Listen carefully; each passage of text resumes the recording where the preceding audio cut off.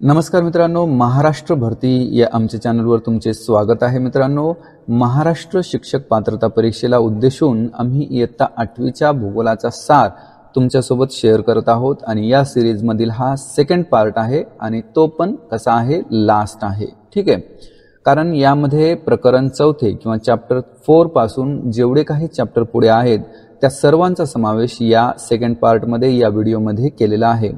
तर आठवणीत राहू द्या, हा सार आहे आणि तो कसा आहे, क्वेश्चन आन्सरच्या स्वरूपामध्ये आहे. तर तुम्ही 8वीच्या पुस्तकाचा अभ्यास केलेला असेलच, तर तुमची ही एक मॉक टेस्ट आहे असं म्हणायला बिलकुल हरकत नाही. त्यामुळे प्रत्येक प्रश्नाचं आन्सर पुरेपूर देण्याचा प्रयत्न करा. पुढे जाण्या अगोदर हे पण सांगावंसं वाटतं की हा जो इयत्ता 8वीचा भूगोल आहे तो फक्त टीईटीच्याच विद्यार्थ्यांसाठी, मित्रांसाठी महत्त्वाचा आहे असं नाही. तर जी विद्यार्थी मित्र मैत्रिणी आहेत जी की स्पर्धा परीक्षेची तयारी करत आहेत त्यांच्यासाठी सुद्धा हा भाग खूप महत्त्वाचा आहे. त्याचबरोबर जे इयत्ता 8वीचे विद्यार्थी आहेत तर त्यांच्यासाठी सुद्धा हा भूगोल महत्त्वाचा आहे. तर त्या सर्वांसाठी हा व्हिडिओ अत्यंत महत्त्वपूर्ण ठरणारा आहे. तर अधिकचा वेळ न घालवता स्टार्ट करूया. पहिला प्रश्न, भूखंडाखाली भूकवचाची जाडी सुमारे डॅश किमी आहे. 40 किलोमीटर. सागर तळाखाली भूकवचाची जाडी सुमारे डॅश किलोमीटर आहे, तर 8 किलोमीटर. भूकवचाची सरासरी जाडी डॅश किलोमीटर आहे, तर ती आहे 30 किलोमीटर. आठवणीत राहू द्या, भूखंडाखाली भूकवचाची जाडी सुमारे 40 किलोमीटर आहे. सागर तळाखाली भूकवचाची जाडी सुमारे 8 किलोमीटर आहे आणि जी सरासरी जाडी आहे ती किती आहे, 30 किलोमीटर. भूकवचाचे प्रमुख 2 भाग कोणते? ते आहेत सियाल व सायमा. भूकवचाच्या वरच्या भागाला काय म्हणतात? सियाल म्हणतात आणि खालच्या भागाला सायमा. सियाल हा शब्द डॅश व डॅश मूलद्रव्यांच्या अध्याक्षरांपासून बनला आहे. हा जो सियाल शब्द आहे तो सिलिका व ॲल्युमिनियम यांच्या अध्याक्षरांपासून बनलेला आहे. सिलिकाचं SI, ॲल्युमिनियमचं MG. ठीक आहे. सियाल या थरात मुख्यत्वे कोणती मूलद्रव्ये आढळतात? आताच आपण पाहिलं, कोणती? सिलिका व ॲल्युमिनियम. सियाल थराची जाडी भूखंडामध्ये डॅश असून सागर तळाशी डॅश आहे, तर याचं उत्तर आहे जास्त कमी. भूखंडामध्ये जास्त आहे आणि सागर तळाशी कमी आहे. हा जरी तुम्हाला सरळ प्रश्न वाटला तरी ज्यावेळेस पर्याय समोर येतात त्यावेळेस मात्र आपण कन्फ्यूज होतो. म्हणून अशा पद्धतीचे प्रश्न सुद्धा आपल्याला इझिलीपणे सोडवता येणं गरजेचं ठरतं. भूकवच व त्यालगतचा प्रावरणाचा भाग यास डॅश म्हणतात, तर भूकवच व त्यालगतचा प्रावरणाचा भाग यास काय म्हणतात? शिलावरण असे म्हणतात. शिलावरणाची जाडी सुमारे डॅश आहे, तर शिलावरणाची जाडी ही 100 किलोमीटर आहे सुमारे. सायमा थरातील खडक डॅश व डॅशच्या संयुगाने बनलेले आहेत, तर सिलिका व मॅग्नेशियमच्या संयुगाने सायमा थरातील खडक बनलेले आहेत आणि हा जो सायमा शब्द आहे तो या SIMG या अध्यक्षरांच्या मिळून बनलेला आहे. प्रावरण या थराची जाडी सुमारे डॅश आहे. प्रावरण या थराची जी जाडी आहे ती आहे 2870 किलोमीटर. प्रावरण हा थर डॅश व डॅशच्या संयुगाने तयार झाला आहे. प्रावरण हा जो थर आहे तो लोह व मॅग्नेशियमच्या संयुगाने बनलेला आहे. प्रावरणामध्ये डॅश व डॅश किमीच्या भागात उष्णतेमुळे खडक वितळतात, तर 100 ते 200 किलोमीटरच्या भागात उष्णतेमुळे खडक वितळतात. कुठे? प्रावरण या भागामध्ये.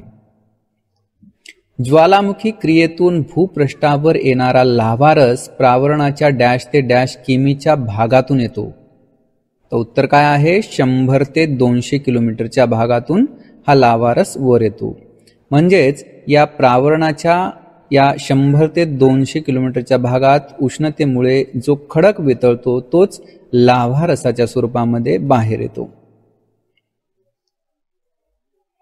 पृथ्वीच्या गाभा या भागाची जाडी किती आहे? या भागाची जाडी 3471 किलोमीटर आहे सुमारे. पृथ्वीच्या गाभा या थराचे दोन प्रकार कोणते? बाह्य गाभा, अंतर्गाभा हे पृथ्वीच्या गाभा या थराचे दोन प्रकार.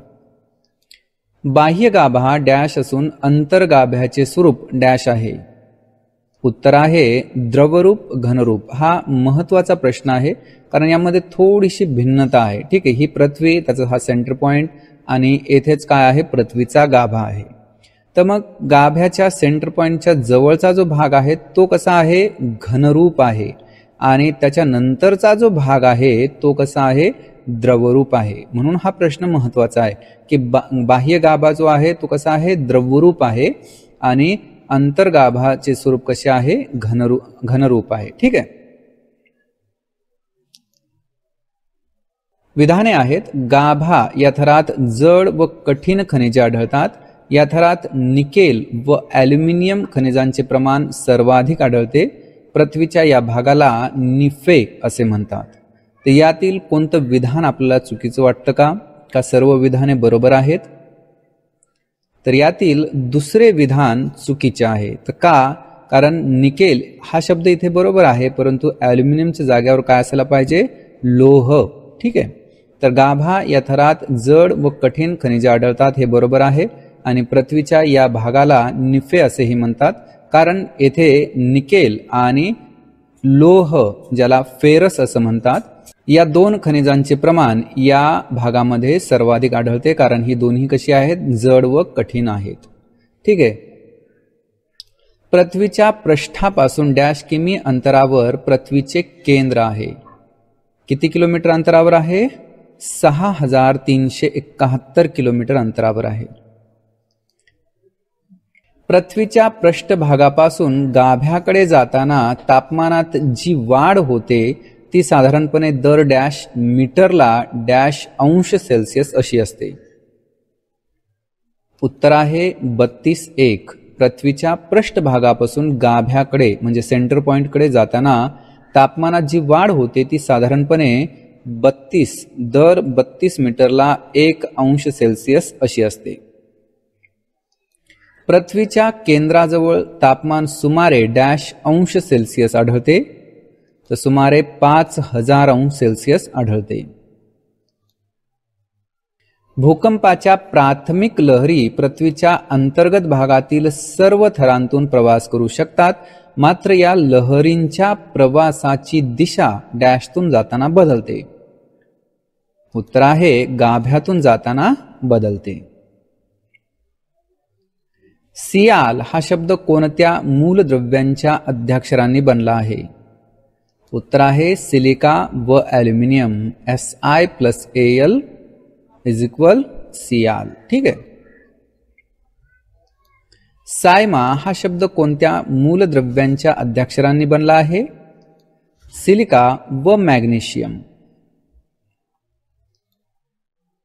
निफे हा शब्द कोणत्या मूलद्रव्यांच्या अध्याक्षरांनी बनला आहे? निकेल व फेरस ज्याला लोह असं म्हणतात. ठीक आहे, यांच्या अध्यक्षरांपासून निफे हा शब्द बनलेला आहे. ठीक आहे. पुढचा प्रश्न. विधाने आहेत. पृथ्वीच्या अंतर्गत भागात ऊर्जेचे उत्सर्जन सातत्याने व तीव्र गतीने होत असते. या हालचाली क्षितिज समांतर व ऊर्ध्व दिशेने होतात. ही दोन विधाने इथं आहेत. यापैकी कोणत्या विधानाबद्दल आपल्याला शंका आहे का दोन्ही विधाने बरोबर आहेत? उत्तर आहे पहिले विधान चुकीचे आहेत. का ते बघूया की पृथ्वीच्या अंतर्गत भागात ऊर्जेचे उत्सर्जन सातत्याने होते हे बरोबर आहे, परंतु ते तीव्र गतीने होते हे मात्र चुकीचे आहे. तर कसे होते? मंद गतीने होते. कसे होते? मंद गतीने. आणि या हालचाली क्षितिज समांतर व ऊर्ध्व दिशेने होतात हे पण बरोबर आहे. पृथ्वीच्या मंद भू हालचालीमुळे कोणत्या प्रकारच्या पर्वतांची निर्मिती झालेली आहे? वली आणि गट पर्वतांची निर्मिती झालेली आहे मंद भू हालचालीमुळे. Aravalli, Himalaya, Alps, Rocky, Andes ही पर्वते कोणत्या प्रकारची आहेत? ही पर्वते वली पर्वत होत. Aravalli, Himalaya, Alps, Rocky, Andes ही कशी कोणत्या प्रकारची पर्वते आहेत? वली पर्वते होत. पृथ्वीच्या अंतर्गत भू हालचालीमुळे एकमेकांपासून दूर जाणाऱ्या ऊर्जा लहरी निर्माण होतात. या लहरीमुळे खडकांना ज्या भेगा पडतात त्यांना डॅश म्हणतात, त्यांना विभंग म्हणतात. आफ्रिका खंडातील ग्रेट रिफ्ट व्हॅली हे डॅशचे उदाहरण होय. तर हे खचदरीचे उदाहरण होय. म्हणजेच ग्रेट रिफ्ट व्हॅली ही काय आहे? एक खचदरी आहे आणि ती कुठं आहे? आफ्रिका खंडामध्ये आहे. विधाने आहेत. पहिलं विधान, गट पर्वत ठोकळ्याप्रमाणे दिसतात. दुसरं विधान, गट पर्वतांचा माथा हा टोकदार असतो. आणि तिसरं विधान आहे, गट पर्वतांचे उतार तीव्र असतात. तर यातील कोणतं विधान आपल्याला चुकीचं वाटतं? तर इथे दुसरे विधान चुकीचे आहे. का? कारण गट पर्वतांचा माथा जो असतो तो सपाट असतो, ठीक आहे, तो टोकदार नसतो. आणि म्हणून हे जे दुसरं विधान आहे ते चुकीचं आहे. तर गट पर्वत ठोकळ्याप्रमाणे दिसतात, गट पर्वताचे उतार तीव्र असतात, परंतु त्यांचा माथा जो आहे तो टोकदार नसतो तर सपाट असतो. भारतातील डॅश पठार हे गट पर्वताचे उत्तम उदाहरण होय. तर मेघालय पठार हे गट पर्वताचे एक उत्तम उदाहरण आहे. युरोपातील ब्लॅक फॉरेस्ट पर्वत डॅश प्रकारचा पर्वत आहे. हा एक गट पर्वत आहे. ब्लॅक फॉरेस्ट हा एक गट पर्वत आहे. खाली दिलेल्या विधानांसंबंधी योग्य निर्णय घ्या. बघा, पहिलं विधान आहे, मंद व शीघ्र हालचाली ह्या गतीवर आधारित आहेत. ऊर्ध्व व क्षितिज समांतर हालचाली या दिशेवर आधारित आहेत. आणि तिसरं विधान आहे, पर्वत व खंड निर्माण करणाऱ्या हालचाली ह्या भूरूपांवर आधारित आहेत. तर या विधानांसंबंधी आपल्याला काय वाटतं? तर ही सर्व विधाने बरोबर आहेत. मंद व शीघ्र हालचाली या गतीवर आधारित आहेत. ऊर्ध्व व क्षितिज समांतर हालचाली या दिशेवर आधारित आहेत. पर्वत व खंड निर्माण करणाऱ्या हालचाली या भूरूपांवर आधारित आहेत. भूकंप लहरींचे एकूण किती प्रकारात विभाजन केले जाते? भूकंप लहरींचे एकूण 3 प्रकारात विभाजन केले जाते. भूकंपाच्या प्राथमिक लहरीमुळे खडकांतील कणांची हालचाल लहरींच्या दिशेने डॅश होते. तर उत्तर आहे मागे पुढे होते. भूकंपाच्या प्राथमिक लहरीमुळे खडकातील कणांची हालचाल लहरींच्या दिशेने मागे पुढे होते. भूकंपाच्या दुय्यम लहरीमुळे खडकांतील कणांची हालचाल लहरींच्या दिशेने डॅश होते. तर उत्तर आहे वर खाली म्हणजेच लंबरूप होते. दुय्यम लहरीमुळे खडकांतील कणांची जी हालचाल होते ती लहरींच्या दिशेने वर खाली म्हणजेच लंबरूप होते. तर प्राथमिक लहरीमुळे खडकातील कणांची हालचाल लहरींच्या दिशेने मागे पुढे होते. विधाने आहेत. भूकंपाच्या प्राथमिक लहरी विध्वंसक नसतात. भूकंपाच्या दुय्यम लहरी विध्वंसक असतात. भूकंपाच्या भूपृष्ठ लहरी विध्वंसक असतात. तर यातील कोणतं विधान तुम्हाला चुकीचं वाटतं? का तीनही विधाने बरोबर आहेत? उत्तर आहे सर्व विधाने बरोबर आहेत. भूकंपाच्या ज्या प्राथमिक लहरी असतात त्या विध्वंसक नसतात, परंतु दुय्यम लहरी तसेच भूपृष्ठावर येणाऱ्या लहरी ह्या विध्वंसक असतात. आणि विशेष करून भूपृष्ठावर येणाऱ्या लहरी ह्या सर्वाधिक विध्वंस करतात. भूकंपाच्या भूपृष्ठ लहरीमुळे खडकातील कणांची हालचाल ही डॅश किंवा डॅश होते. उत्तर आहे वर खाली किंवा वाकडी तिकडी. आणि म्हणूनच या भूपृष्ठ लहरी अतिशय विध्वंसक स्वरूपाच्या असतात. तर आठवण येत राहू द्या, भूकंपाच्या भूपृष्ठ लहरीमुळे खडकातील कणांची हालचाल ही वर खाली किंवा वाकडे तिकडी होते. डॅश ज्वालामुखीच्या उद्रेकामुळे शंकूच्या आकाराची ज्वालामुखीय पर्वत निर्माण होतात. उत्तर आहे केंद्रीय ज्वालामुखीच्या उद्रेकामुळे शंकूच्या आकाराची ज्वालामुखीय पर्वत निर्माण होतात. डॅश ज्वालामुखी उद्रेकातून ज्वालामुखीय पठारांची निर्मिती होते. तर भेगीय ज्वालामुखी उद्रेकातून ज्वालामुखीय पठारांची निर्मिती होते. व्हेसुवियस व किलीमांजरो ही डॅशची उदाहरणे होत. तर ही केंद्रीय ज्वालामुखी पर्वतांची उदाहरणे होत. आठवणीत राहू द्या, व्हेसुवियस व किलीमांजरो ही केंद्रीय ज्वालामुखीतून निर्माण झालेली पर्वते होत. व्हेसुवियस इटलीत आहे आणि किलीमांजरो टांझानियामध्ये आहे.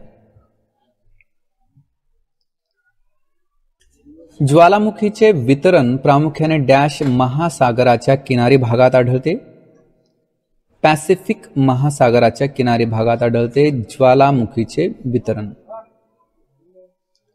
पॅसिफिक महासागराच्या किनारी भागास डॅश असेही म्हणतात. तर अग्निकंकण असे म्हणतात. पॅसिफिक महासागराच्या किनारी भागाला अग्निकंकण म्हणतात, कारण येथे जास्त मोठ्या प्रमाणामध्ये ज्वालामुखी आहेत. ठीक आहे. बघा प्रश्न आहे, जमिनीवरील सर्वात जुना व आतापर्यंत कधीही समुद्राखाली न गेलेल्या प्रदेशास काय म्हणतात? त्याला ढाल क्षेत्र असे म्हणतात. जमिनीवरील सर्वात जुना आणि आतापर्यंत कधीही समुद्राखाली न गेलेला जमिनीचा भाग किंवा प्रदेश याला ढाल क्षेत्र म्हणतात. स्वतंत्र भारतातील ढाल क्षेत्र कोणते?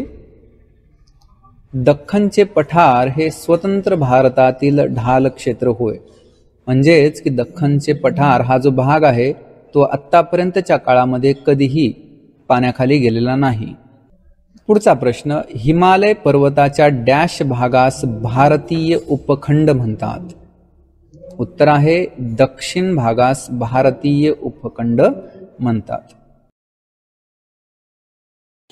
विधाने आहेत, शिलारसाच्या घनीभवनातून निर्माण होणाऱ्या खडकांना अंतर्निर्मित अग्निज खडक म्हणतात. या खडकातील स्फटिक सुस्पष्ट व मोठे असतात.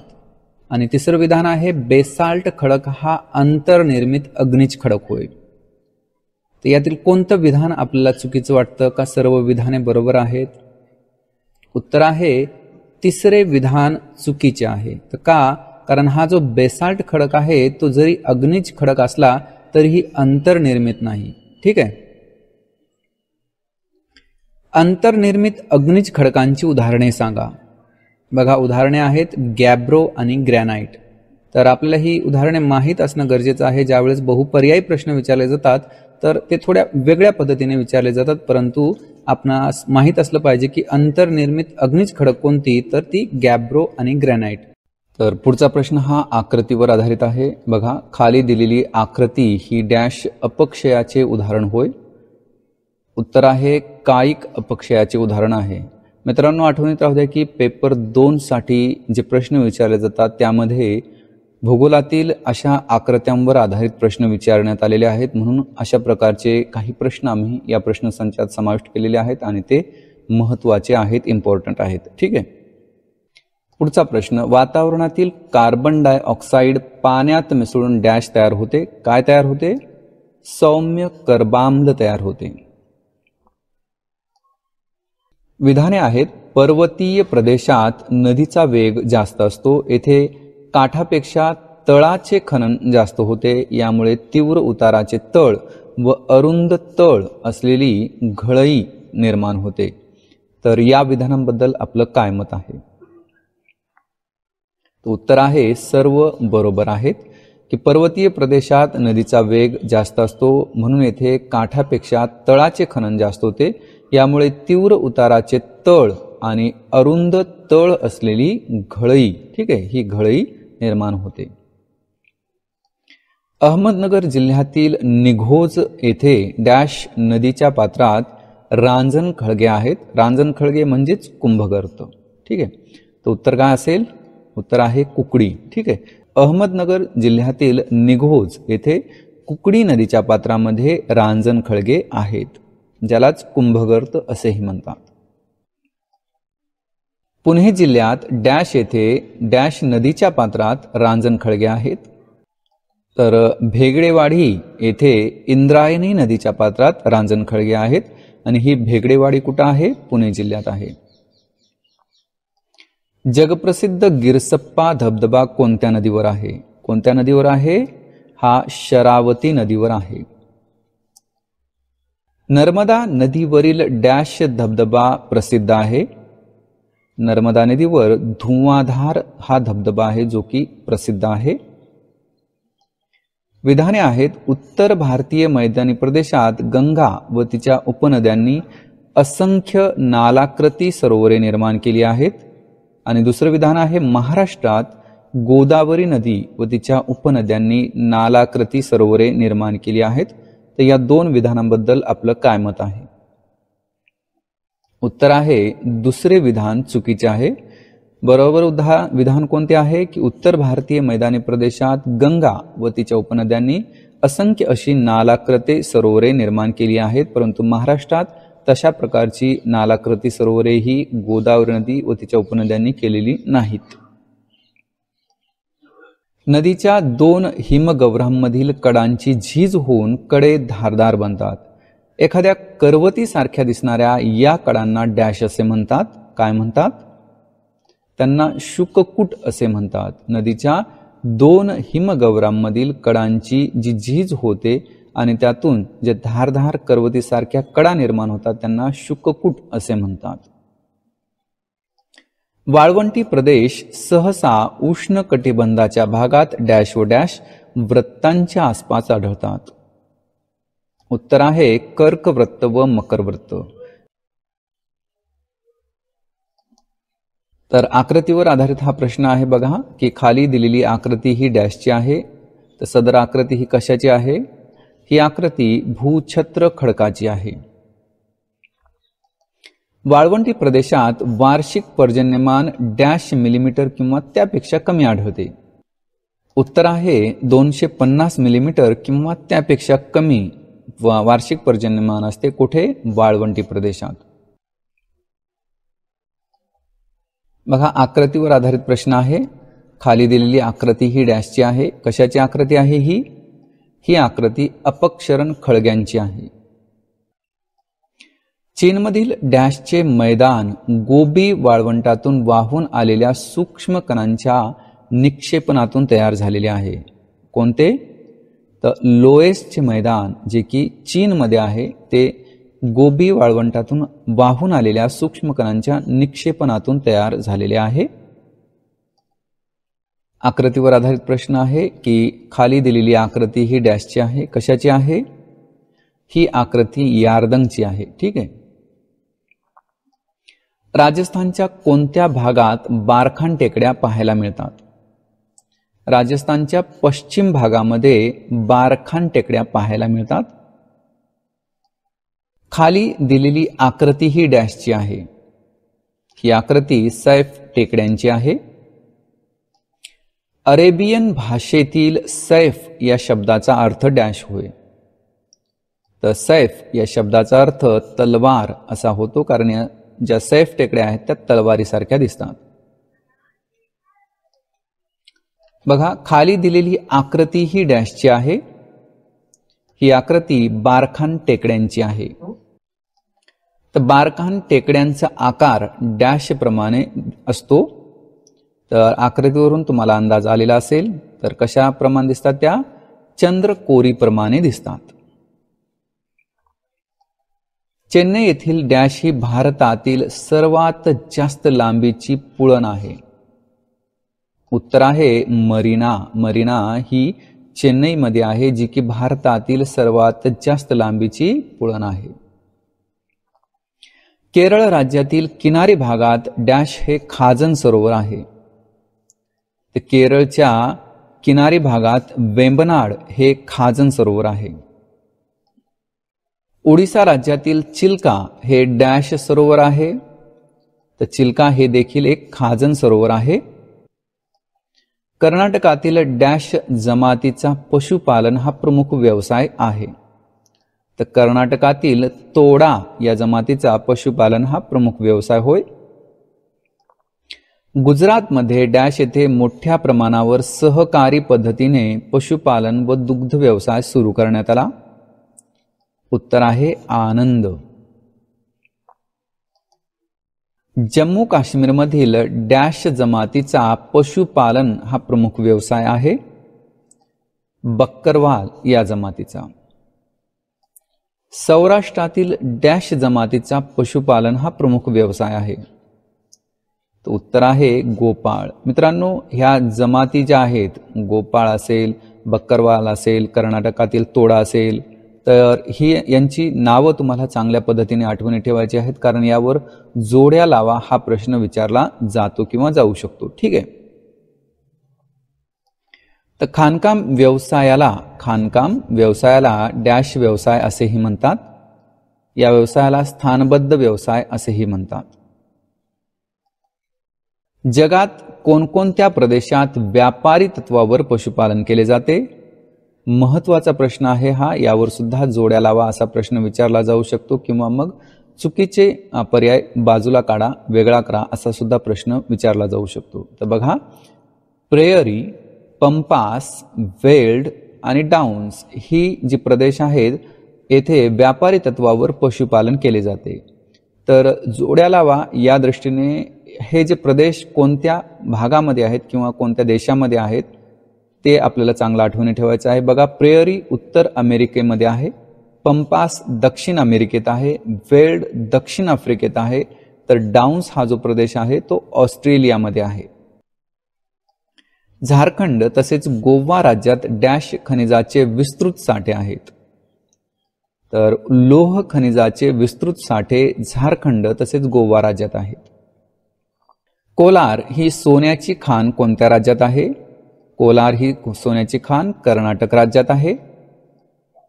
डॅशच्या पठारी प्रदेशात लोह खनिज व कोळसा विपुल प्रमाणात आहे. छोटा नागपूरच्या पठारी प्रदेशात लोह खनिज व कोळसा विपुल प्रमाणात आहे. वकील, डॉक्टर, शिक्षक यांचा डॅश व्यवसाय प्रकारात समावेश होतो. यांचा तृतीयक व्यवसाय प्रकारात समावेश होतो. गॅट ही जागतिक संघटना डॅश मध्ये स्थापन झाली. ही संघटना 1948 मध्ये स्थापन झाली. अंटार्क्टिका हे खंड क्षेत्रफळाच्या दृष्टीने जगातील डॅश क्रमांकाचे खंड आहे. हे 5व्या क्रमांकाचे खंड होय. अंटार्क्टिका खंडातील बर्फाची सरासरी जाडी डॅश मीटर पर्यंत आहे. तर येथील जी जाडी आहे सरासरी ती आहे 2200 मीटर. अंटार्क्टिका खंडातील बर्फाची जास्तीत जास्त जाडी डॅश मीटर पर्यंत आहे. तर जास्तीत जास्त जाडी ही 4500 मीटर पर्यंत आहे. अंटार्क्टिका खंडातील सरासरी वार्षिक तापमान सुमारे डॅश अंश सेल्सिअस असते. तर बघा, उत्तर आहे -60°C एवढे सरासरी वार्षिक तापमान आहे अंटार्क्टिकाचे. ग्रेट सँडी, गिब्सन तसेच ग्रेट व्हिक्टोरिया ही वाळवंटे कोणत्या खंडात आहेत? तर हा सुद्धा एक महत्त्वाचा प्रश्न आहे. यावर प्रश्न विचारला जाऊ शकतो. तर उत्तर आहे ऑस्ट्रेलिया खंडात. ग्रेट सँडी, गिब्सन तसेच ग्रेट व्हिक्टोरिया ही वाळवंटे ऑस्ट्रेलिया खंडात आहेत. ऑस्ट्रेलिया खंडातील सर्वोच्च शिखर कोणते? तर येथील जे सर्वोच्च शिखर आहे ते आहे माउंट काशिस्को. ठीक आहे. ग्रेट बॅरियर रीफ ही प्रवाळ खडकांची रांग कोणत्या खंडात आहे? अर्थातच ऑस्ट्रेलिया खंडात आहे. ऑस्ट्रेलिया खंडातील प्रमुख नदी कोणती? तर मरे ही ऑस्ट्रेलिया खंडातील प्रमुख नदी होय. ऑस्ट्रेलिया खंडाच्या मध्यवर्ती सखल भागात वैशिष्ट्यपूर्ण डॅश विहिरी आहेत. तर आर्टेशियन विहिरी आहेत ऑस्ट्रेलिया खंडाच्या मध्यवर्ती सखल भागात. डॅश व डॅश प्राणी सस्तन असूनही अंडी घालतात. तर प्लॅटिपस व एकिडना ही अशी प्राणी आहेत जी सस्तन असून सुद्धा अंडी घालतात. ऑस्ट्रेलियाचा राष्ट्रीय पक्षी कोणता? त्याचा राष्ट्रीय पक्षी आहे एमू. ऑस्ट्रेलियाच्या दक्षिण भागात डॅश व डॅश येथे सोन्याच्या खाणी आहेत. कुलगार्डी, कालगुरली या 2 ठिकाणी सोन्याच्या खाणी आहेत आणि एक महत्त्वाची गोष्ट इथं आहे की ऑस्ट्रेलियाच्या दक्षिण भागामध्ये या सोन्याच्या खाणी आहेत. आता आपण गॅट विषयी माहिती घेत आहोत. गॅट म्हणजेच general agreement and tariff and trade म्हणजेच जकाती व व्यापार विषयक सर्वसाधारण करार. याची स्थापना 1948 मध्ये झाली. याचा मुख्य हेतू आहे की दुसऱ्या महायुद्धाच्या नंतर जी परिस्थिती निर्माण झाली त्यानुसार खुल्या व्यापाराचे वातावरण जगात निर्माण करणे. या संघटनेच्या एकूण 8 बैठका झाल्या आणि 8 बैठकांच्या नंतर या चर्चेतून 1986 साली जागतिक व्यापार संघटना उदयास आली म्हणजेच WTO अस्तित्वात आला. आणि WTO ही संघटना 1 जानेवारी 1995 मध्ये खऱ्या अर्थाने कार्यान्वित झाली. म्हणजे याचा उदय, जागतिक व्यापार संघटनेचा WTOचा उदय जो झाला तो 1986 मध्ये झाला. तिची पायाभरणी झाली असे म्हणता येईल आणि ती खऱ्या अर्थाने कार्यान्वित केव्हा झाली? 1 जानेवारी 1995 या रोजी. तर WTO ही संघटना जागतिक स्तरावरील कायमस्वरूपी व कायदेशीर संघटना आहे. आता आपण सार्क विषयी माहिती घेऊ. सार्क म्हणजे south Asian association for regional cooperation म्हणजेच दक्षिण आशियाई प्रादेशिक सहकार्य संघटना. याचे संस्थापक सदस्य आहेत भारत, पाकिस्तान, नेपाळ, भूटान, श्रीलंका व मालदीव. तर अलीकडील काळात बांगलादेशचा या संघटनेत समावेश झाला आहे. मित्रांनो, आता आपण खडकांचे प्रकार आणि त्यापासून जे रूपांतरित खडक तयार झालेले आहेत त्यांची माहिती घेत आहोत. बघा, ग्रॅनाइट, बेसाल्ट आणि गॅब्रो ही जी 3 खडके आहेत ती कशी आहेत? अग्निज खडके आहेत. चुनखडी, कोळसा, वाळूचा खडक तसेच शेल हे गाळाचे खडक होत. ठीक आहे. तर ग्रॅनाइट या खडकापासून जो रूपांतरित खडक तयार झालेला आहे तो आहे नीस. बेसाल्ट पासून हॉर्न बेल्ट आणि शीट्स हे खडक निर्माण झालेले आहेत. गॅब्रो पासून सर्पेंटाईन हा रूपांतरित खडक तयार झालेला आहे. चुनखडीपासून संगमरवर हा रूपांतरित खडक तयार झालेला आहे. कोळशापासून ग्रॅफाइट आणि हिरा तयार झालेला आहे. तर वाळूच्या खडकापासून क्वार्टझाइट हा रूपांतरित खडक तयार झालेला आहे. तर शेलपासून शिस्ट, स्लेट हे खडक तयार झालेले आहेत. हे खडक रूपांतरित आहेत. तर मित्रांनो, इयत्ता 8वीचा भूगोल येथे संपतो.